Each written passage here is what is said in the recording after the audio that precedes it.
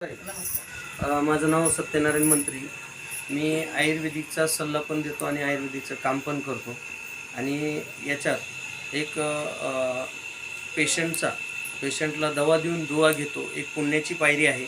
तर आपण आईचं नाव विचारू. तुमचं नाव काय? केशरबाई संभाजी लोखंडे. मला एक सांगा, तुम्हाला काय काय त्रास होता आणि किती दिवसानं त्रास होता?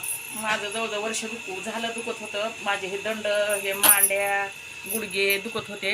पोट दुखत होतं अर्ध. ते अर्ध पोट पण राहिले, हे हात दुखायचे राहिले. आता मला एक सांगा, तुम्हाला जे जे त्रास होता, म्हणजे खोबे दुखायचे, चाळे दुखायचे, गुडघे दुखायचे, बरं मला सांगा, पहिलं दवाखाने वगैरे केले का? केले, पण राहिलंच नाही. म्हणजे दवाखाने करून राहिलं नाही.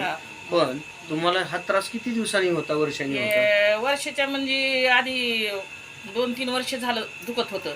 पण असंच मी दवाखान्यात तिकडे तिकडे जात होते. ते काही म्हणजे 2-3 वर्षांना हा त्रास होता.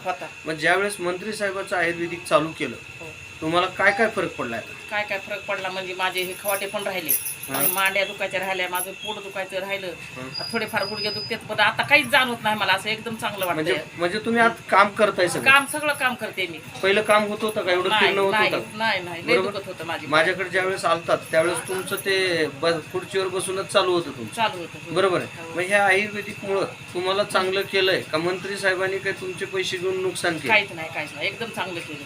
बरं मला सांगा, ताईंनी सांगितलं तुमचं ते पोट पण वाढलेलं होतं. पोट दुखत होतं माझं अर्ध, ते पण राहिलं. आणि हे 2 खवाटे दुखत होते, ते पण राहिले. माझे मांड्या दुखत होत्या, म्हणजे कंबर दुखत होती. आता माझी कंबर राहिली, मांड्या राहिल्या, हे 2 खवाटे राहिले, पोट राहिलं. कशामुळे? आपल्या आयुर्वेदिक औषध. आयुर्वेदिक औषध. बरं, आयुर्वेदिक औषधामुळे फरक पडला, चांगलं झालं. म्हणून तुम्ही आल्या चालू केलं ना की काल पण? बरोबर आहे का? तर हे पेशंटच्या भावना आहेत. आणि विशेष म्हणजे महत्वाचं, तुमचं वय जवळपास 65 तरी असं बरोबर आहे. मग ह्या आयुर्वेदिकमुळे तुम्हाला बरं झालंय. मग आता दवाखान्याची गरज आहे का तुम्हाला? काही गरज नाही. बरोबर, म्हणजे आपल्या आयुर्वेदिकनं चांगलं केलं तर दवाखान्याची गरज नाही. एकदम ह्या औषधावर करताना पळते, इकडे तिकडे औषध घेतलं पळता का?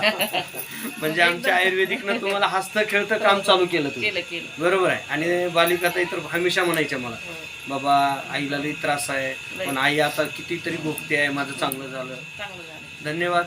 तुम्ही मुलाखत दिल्याबद्दल मी तुमचा आभारी आहे. अशीच आयुर्वेदिकची जनजागृती चालू ठेवा. तुम्ही चालू पण ठेवल्या, लोकांना, महिलांना सांगायला पण लागला.